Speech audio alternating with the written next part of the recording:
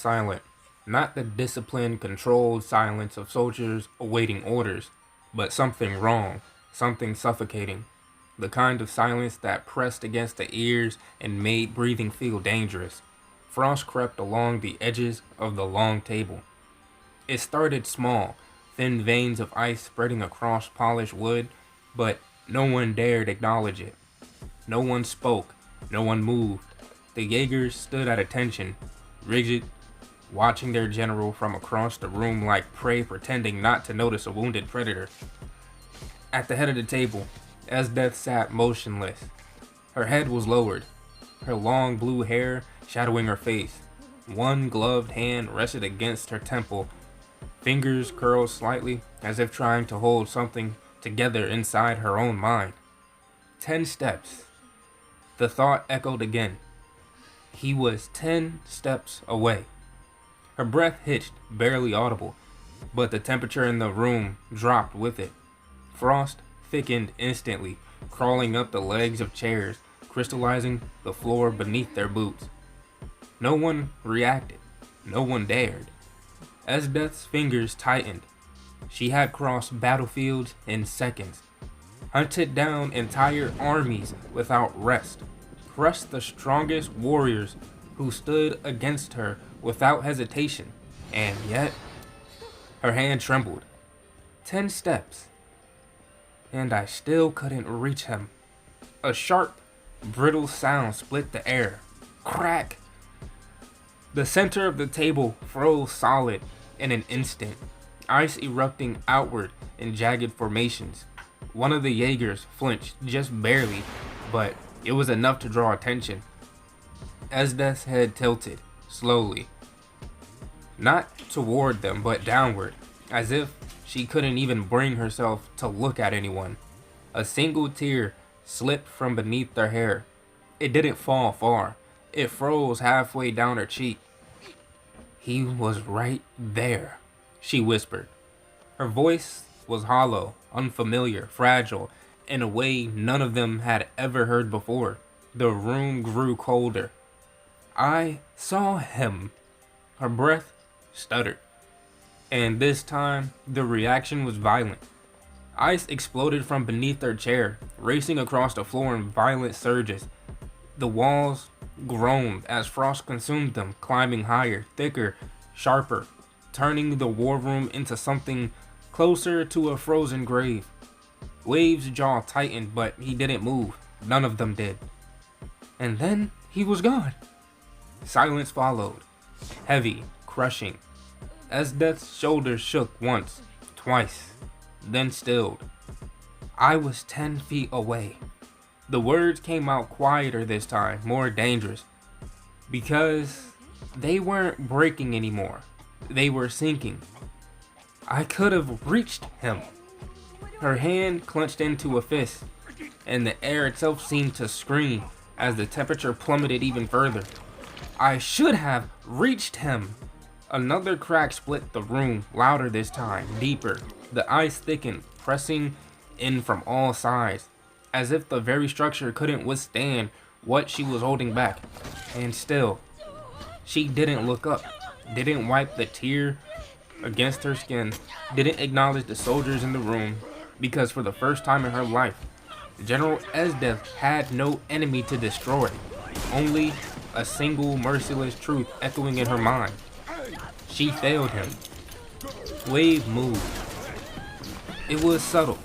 At first, a shift of weight, a tightening of his jaw, but in a room where even breathing felt like defiance, it may as well have been a declaration of war.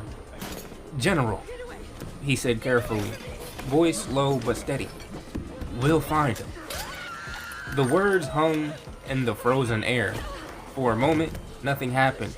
Then Esdeath laughed. It wasn't loud. It wasn't manic. It was worth. A soft, fractured sound that didn't belong to the woman sitting at the head of the table. The temperature dropped so violently that the walls groaned in protest. We'll find him, she repeated, her voice barely above a whisper. The ice beneath her feet cracked, Not outward this time, but inward, as if the room itself were collapsing towards her. Slowly, painfully, slowly, Esdeath lifted her head. Her eyes were visible now, and they were wrong. Gone was the cold amusement, the thrill of battle, the cruel confidence that defined her. What replaced it was something hollow, something sharp, something that looked like it had been carved out and filled with jagged glass. Wave froze. Every instinct in his body screamed at him to step back. "Do you think this is a search mission?" Esdeath asked. Another Jaeger swallowed hard. No one answered. Her gaze shifted, not landing on any one person, but passing over them like a blade. "I was 10 feet away." The words came out flat, dead. "And you think this is something that can be found?" Crack! The entire table split down the center. Ice erupted upward in a violent spike, stopping just short of the ceiling.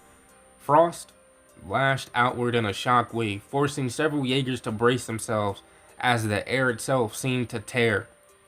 Wave clenched his fist but held his ground. "General!" Silence. The word didn't come out loud, but the room obeyed it like a command carved into reality itself. Esdeath stood. Ice shattered and fell from her uniform in sharp fragments, clinking against the frozen floor as she rose to her full height. The pressure in the room intensified instantly, like the weight of a mountain pressing down on every person present. "He didn't run," she said. Each word was precise, controlled, terrifying. "He didn't leave." Her hand tightened at her side. "So tell me." For the first time, her gaze locked onto Wave, fully, directly. "Who took him?" Wave's breath caught, not because of the question, but because of what it meant. She wasn't grieving anymore, she was hunting. "If someone in this empire touched him," Esdeath continued, her voice dropping into something dangerously quiet, "I will peel this entire nation apart until I find them." The ice surged again, this time not wild, but deliberate. It crept up the walls in thick, suffocating layers, sealing windows, locking doors, encasing the room in a prison of her making. "No one leaves the capital," she ordered. "No one enters." Her eyes glinted, cold, merciless. "Search every district, every alley, every shadow." A pause. Then, "If you find anything, anyone," the air itself seemed to freeze in anticipation, "bring them to me alive." Silence. No one questioned her. No one argued, because every single Jaeger in the room understood one thing with absolute clarity. This wasn't about orders anymore. This was obsession, and if they failed, they wouldn't just lose their general. They would become her next target.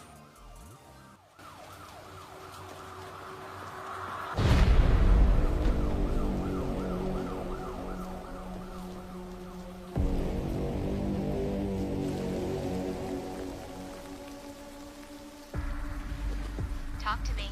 Is this one like the others? Well, same black watches.